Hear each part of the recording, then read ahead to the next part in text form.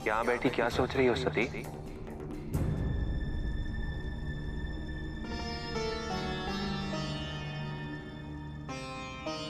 सोच रही हूँ कितनी बदल गई हूं मैं। अवश्य सती, तुम्हें विचार व्यक्त करने का अधिकार है, सुरक्षा का अधिकार है,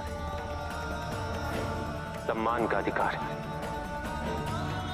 और तुम्हारे प्रति मेरे वही कर्तव्य रहेंगे जो एक पति के होते हैं। मैं सदैव तुम्हारे सम्मान की रक्षा करूंगा। और मेरी इच्छाओं का अधिकार? मेरी वमांगी होने के अतिरिक्त मैं तुम्हारी हर इच्छा का सम्मान करूंगा सती। तो मेरी एक इच्छा है महादेव, मैं अपने पिता के घर पिताजी के यज्ञ में सम्मिलित होने के लिए जाना चाहती हूँ। हमारा वहां जाना मर्यादा के विपरीत होगा। मेरा अपने पिता के घर जाना मर्यादा के विपरीत कैसे हो सकता है? तुम जिस समाज से आई हो, मैं उसकी मर्यादा की बात कर रहा हूं। विवाह के पश्चात पुत्री के लिए पिता का घर पराया हो जाता है। विवाह के पश्चात पिता के घर जाने के लिए कन्या को अपने और अपने पति के सम्मान की रक्षा करनी चाहिए।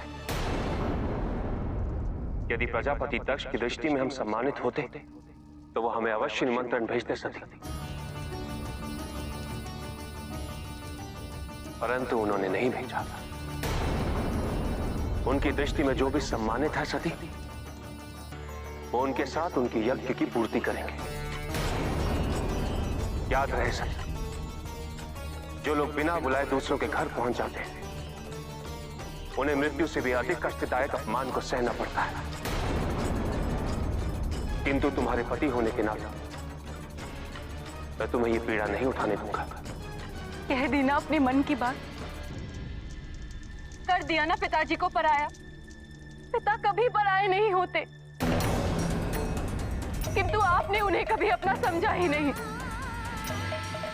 आज आपने मुझे बहुत ठेस पहुंचाई है महादेव, बहुत दुख पहुंचाया है मुझे। सती, मोह और क्रोध में सोची हुई बातें हमें सत्य तक नहीं पहुंचने देती। मेरी बात को शांति चित्त से समझने का प्रयास करो। वो सब मैं कुछ नहीं जानती। मैं केवल इतना जानती हूँ कि यदि आप मुझसे प्रेम करते हैं तो मेरे साथ उस यज्ञ में अवश्य चलेंगे, अन्यथा कह दीजिए कि आपको मुझसे प्रेम ही नहीं है। सती, कहिए कि आप मुझसे प्रेम नहीं करते।